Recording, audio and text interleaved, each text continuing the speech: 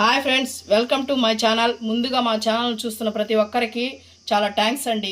ఈ వీడియో కొత్తగా ఎవరన్నా చూసేవాళ్ళు ఉంటే ఛానల్ని సబ్స్క్రైబ్ చేయండి, లైక్ చేయండి, షేర్ చేయండి.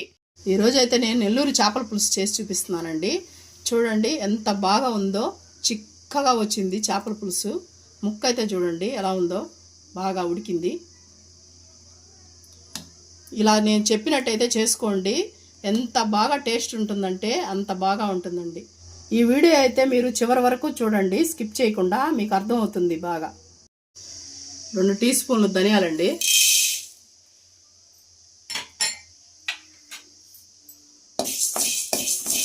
అవి బాగా దోరగా వేయించుకోండి.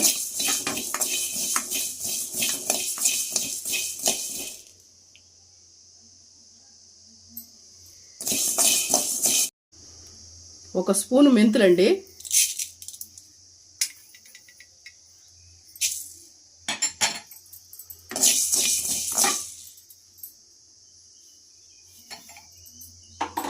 ఒక స్పూన్ ఆవాలండి. ఇవి 3 బాగా దోరగా వేయించుకోండి, వేయించి పొడి చేసుకోండి. 2 స్పూన్లు ఆయిల్ వేసుకోవాలండి. చేపల కూర కదండి, కొంచెం ఎక్కువే పడుతుంది.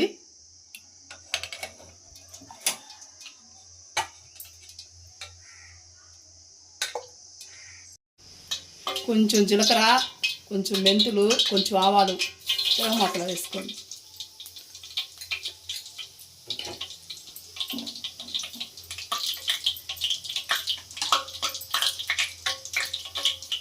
అవి చిటపట అన్నాక పచ్చిమిర్చి వేసుకోండి.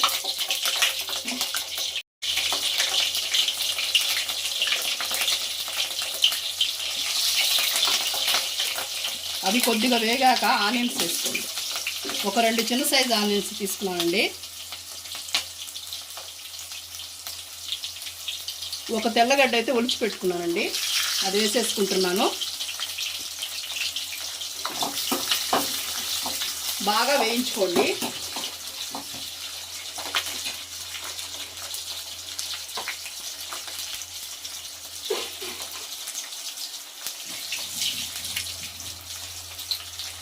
కొంచెం కరివేపాకు వేసుకోండి, 2 రెమ్మలు.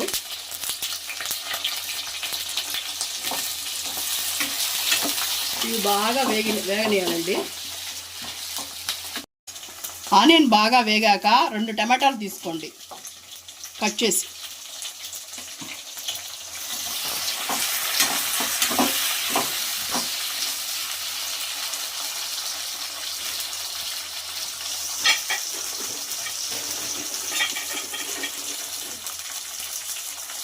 కొంచెం కల్లుప్పు అయితే వేసుకోండి, బాగా కుక్ అవుద్ది.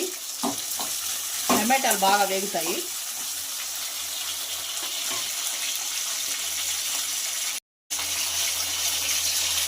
అర స్పూన్ అయితే పసుపు వేసుకోండి.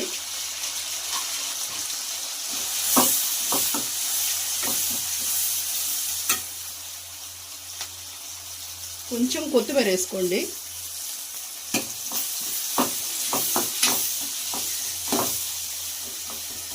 ఇవంతా బాగా వేగనిచ్చింది.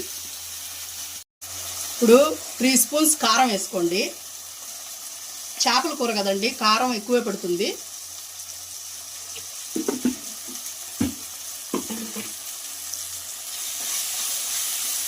బాగా కారం పచ్చి వాసన పోయేంత వరకు వేయించుకోండి.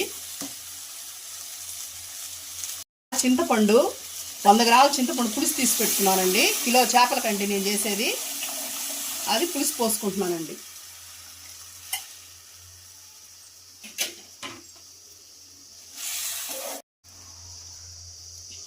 ఈ పులుసు బాగా ఉడకనేయండి. సగం ఉడికినాక చేప ముక్కలు వేసుకుందామండి. ఇప్పుడైతే పులుసు తెల్లిందండి, 5 మినిట్స్ అయింది. ఇప్పుడైతే ముక్కలన్నీ వేసేసుకుందాం.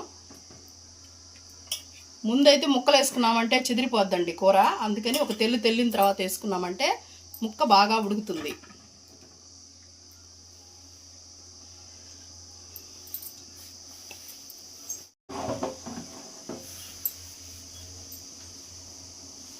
కొంచెం కొత్తిమీర వేసుకుందామండి.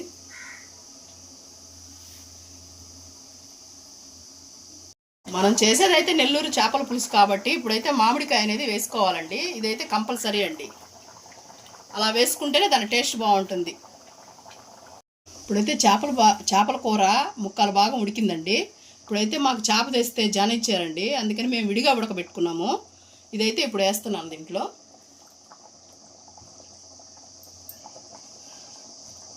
ఇది పులుసులో మాత్రం వేసుకుంటే బాగుంటుందండి ఇది.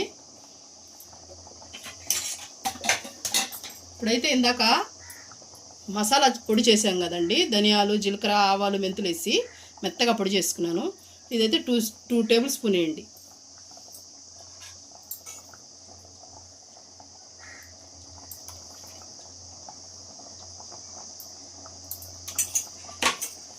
ఇప్పుడైతే దీన్ని బాగా ఉడకనియండి.